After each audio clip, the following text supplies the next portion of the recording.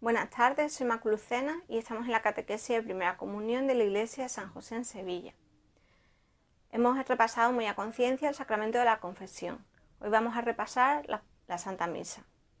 Ya vimos en otras clases que la Iglesia era la unión de los cristianos, no solamente el edificio en sí, sino lo que es la unión de los cristianos.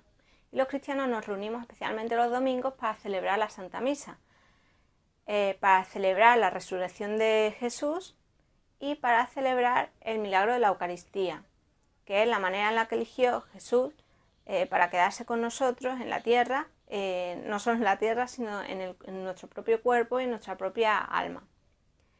Este milagro de la Eucaristía se celebra durante el rito de la Santa Misa. La Santa Misa se divide en 4 partes. Ya imaginaréis que la parte principal es la de la celebración de la Eucaristía, pero vamos a ir a ver parte por parte. La primera es el rito de entrada, de bienvenida. La segunda parte es la liturgia de la palabra. La tercera parte es la liturgia de la Eucaristía. Y la cuarta parte es el rito de conclusión, o el final. Vamos a ver cada una de ellas separadamente. El rito de entrada. La primera parte es la bienvenida. Estamos de pie, como cuando llegamos a una casa y se saluda, uno llega de pie. Cuando entra el sacerdote, todo el mundo se levanta como muestra de respeto. Igual que en el colegio, cuando entra un profesor distinto o cuando entra el director del colegio, todo el mundo se levanta. O en un desfile o en cualquier cosa que va el rey, pues todo el mundo se levanta porque viene una autoridad, viene una persona importante. Entonces, cuando sale el sacerdote hacia el altar, pues nosotros todos nos levantamos para darle la bienvenida y como señal de respeto. Después de ello, pedimos perdón a Dios por nuestros pecados para preparar nuestra alma para celebrar bien la Santa Misa. Es en ese momento cuando nos golpeamos el pecho, es como una forma física de decirle al Señor que nos duele el corazón por haberle ofendido. Por eso no es el golpe en el pecho. Se reza el Gloria a Dios para alabarle y reconocerlo como Rey y Señor nuestro, y luego el sacerdote invita a orar unos momentos y se acaba el rito de entrada. Después viene la liturgia de la palabra.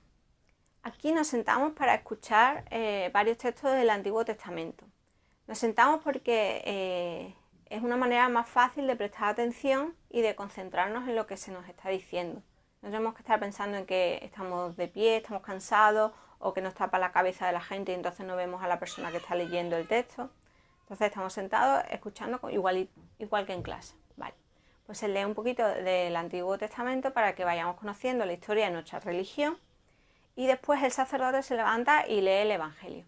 A veces es el mismo sacerdote el que lee el Antiguo Testamento, pero bueno, el Antiguo Testamento lo pueden leer también otras personas para participar, para que todos los cristianos participen en la celebración. El Evangelio lo lee el sacerdote. Las personas nos levantamos para escuchar con más respeto esos acontecimientos que fueron tan importantes en la vida del Señor. Cuando se termina de leer el Evangelio, nos sentamos todos y el sacerdote da una pequeña homilía. ¿Qué es la homilía? La homilía es una explicación seguramente sobre el Evangelio que hayamos leído o sobre alguna de las lecturas del Antiguo Testamento explicando qué fue lo que pasó, por qué, o a lo mejor es una explicación sobre el día, la festividad en la que nos encontramos. El caso es que da una pequeña explicación, unas pequeñas lecciones para que nosotros nos prestemos atención y aprendamos más sobre cómo cuidar más y cómo querer más a Jesús y más sobre nuestra propia religión. Cuando acaba la homilía, las personas nos ponemos de pie, rezamos el credo para afianzar nuestra fe y después se realizan algunas peticiones. Con esto termina la liturgia de la palabra y da comienzo la liturgia de la Eucaristía. Para empezar, le ofrecemos a Dios lo que tenemos en nuestro corazón y nuestra disposición. Le ofrecemos en una ceremonia simbólica el pan y el vino, que ha sido históricamente el fruto del trabajo del hombre. Se reza el santo para alabar a Dios y mientras tanto el sacerdote invoca al Espíritu Santo con el gesto que hace con sus manos posándolas sobre el pan y el vino. Después ya se realiza el milagro de la Eucaristía. Mientras tanto estamos nosotros de rodillas como muestra de adoración a Dios. Ese es el momento más importante de la misa. Nos ponemos de pie y rezamos el Padre Nuestro, que es la oración que Jesús nos enseñó, y después se hace el rito de la paz. La paz se le da a la persona que hay a la derecha y a la izquierda nuestra, pero en realidad es un símbolo el dárselo a las personas que tenemos al lado, porque la realidad es que tenemos que sentirnos en paz con todas las personas que forman parte de nuestro entorno, que conocemos. En Juan 4:20 dice, el que dice a Dios que le quiere y no quiere a su hermano es un mentiroso. En otras traducciones dice es un monstruo. Y entonces no podemos ir a misa guardando rencores a otras personas, porque seríamos unos mentirosos. Cuando termina el rito de la paz, las personas que están preparadas van a comulgar, el resto de la gente permanece en silencio y después el sacerdote hace un rito de purificación sobre los vasos sagrados, que es donde se ha producido el milagro de la Eucaristía. Llegamos al rito de conclusión, al final de la misa. El sacerdote nos bendice, besa al altar donde se ha producido ese milagro y se va y nos despide. Ir a misa los domingos es una obligación que tenemos los cristianos para cumplir el primero y tercer mandamiento de la ley de Dios. Lo único que tenemos que hacer para cumplirlo es ir a misa el domingo. Las personas que están enfermas o que están ya muy mayores, pues no tienen que ir. Dios ya sabe que a ellas les gustaría ir, pero que no tienen fuerza física. Pero la gente joven tiene que planificar entre todas las actividades que va a hacer en la semana, jugar con los amigos, hacer deporte, estudiar, trabajar, todos los planes que tenga. Tiene que planificar un tiempo para adorar a Dios, y ese tiempo es el domingo en la Santa Misa. Obviamente podemos ir a la iglesia en el momento que queramos. Además hay muchas iglesias, o algunas, que están siempre abiertas, y podemos de todas formas rezar en el momento, el lugar y la circunstancia que queramos. No tiene que ser el domingo. Pero para cumplir con el tercer mandamiento, sobre todo, es el domingo cuando hay que ir a misa. Os voy a contar una curiosidad. Para la iglesia, desde el sábado a las 12 de la mañana ya es domingo, ya lo considera domingo. Y todas las misas que se celebran a partir del sábado a las 12 de la mañana ya son con la lectura y con el Evangelio del domingo. Eso es muy bueno porque hay personas que trabajan los domingos y así tienen la oportunidad de ir el sábado por la tarde a última hora a misa. También hay familias que se organizan para ir el domingo al campo, a la playa. De esta manera pues pueden ir el sábado y cumplir así con el mandamiento que nos obligaría a misa. Creo que ya... planificar.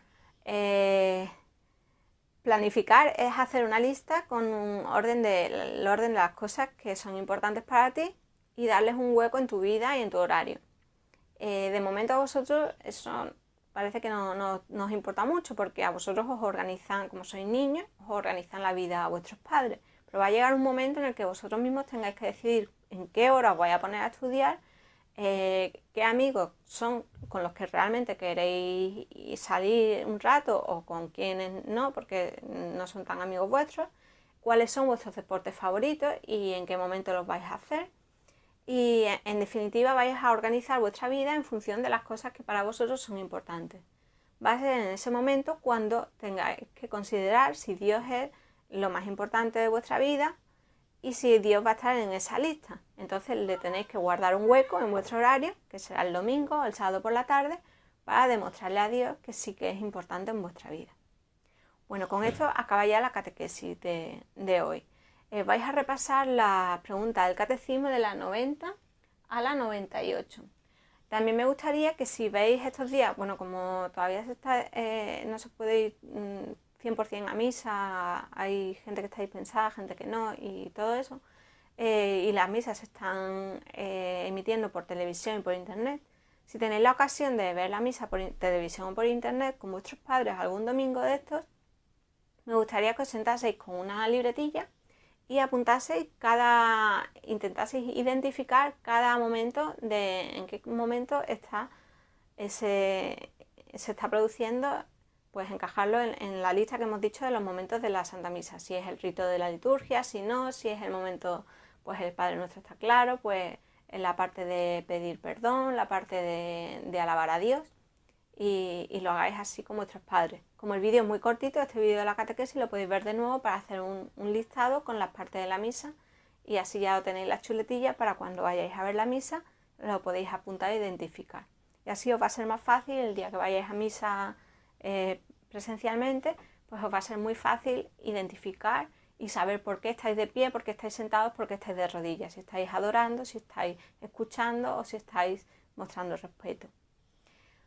Bueno, ya se acaba la catequesis de hoy, solamente queda una el próximo viernes, que va a ser un resumen, va a ser un poco especial, y os veo el próximo viernes entonces.